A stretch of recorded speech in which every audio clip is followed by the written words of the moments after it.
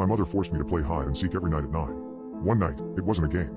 It was just her and me, and we played at 9. Each time, without fail, she told me to ignore her during the game. She told me that she would purposefully try to trick me, but, if you wanted to trick somebody, why tell them anything?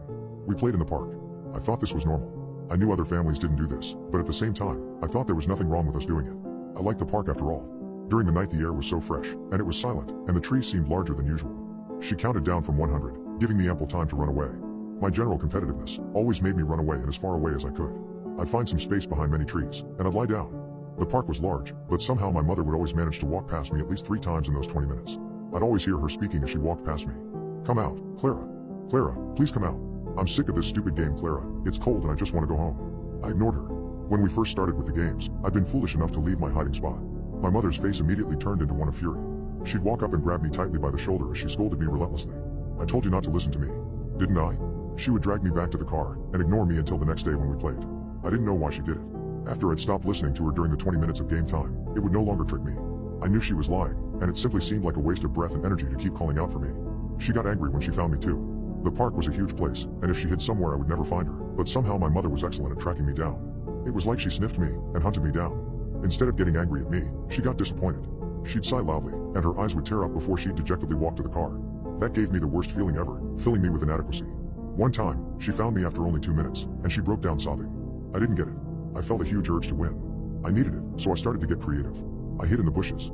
I'd changed my clothing to be more green and black and generally more inconspicuous. I got high up in trees, so it would be difficult to see me from the ground. I learned how to stay still, really still. And when I won, my mother would smile at me. It wasn't a smile of happiness or a smile of pleasure. It was more of a relieved smile, but I felt so proud when I saw it.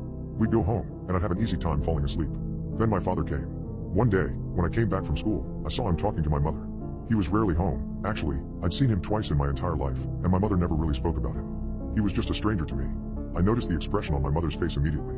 It was pale, white, shaking, eyes wide. I couldn't hear what he was saying, so I got closer to them. Of course, their conversation stopped just as I did it. Well, my father stopped speaking, and the expression on my mother stayed the same. He turned to me and smiled in a wolfish way. It made me recoil away with disgust. He sneered. He effing sneered. I thought it was normal. That was how my classmates acted after all. Later that same day, when my father was off in the toilet, my mother got close to me and whispered, "Don't come out. Not even after 20 minutes. My father got energetic right before bedtime. I thought we'd skip the whole hide and seek thing. My mom looked sick, and looking at the clock, she said, "Let's take a trip to the park." I immediately noticed that she didn't mention hide and seek. "Why?" My father asked. "Why not? Get some fresh air maybe." "Fine," he said. I liked him active anyway. What the hell did he mean by that? Mom told me to change with a certain look, and I caught what she meant immediately. Put on hiding clothes. After doing it, we got into the car and drove to the park. My mother was silent the entire way, but my father hummed.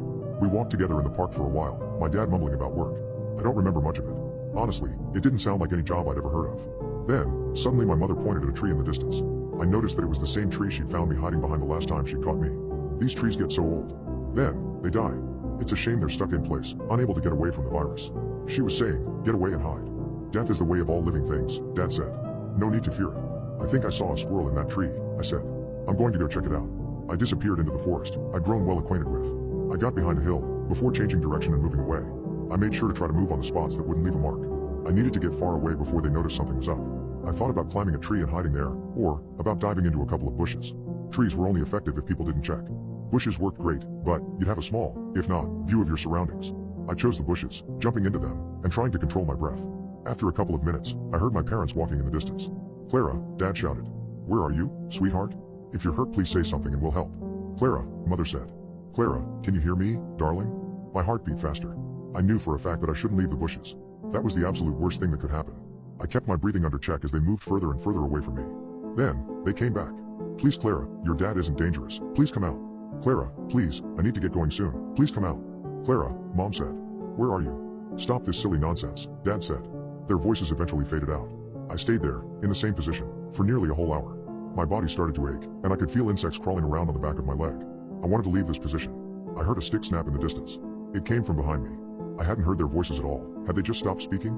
That terrified me, and I felt I needed to turn around and get a view.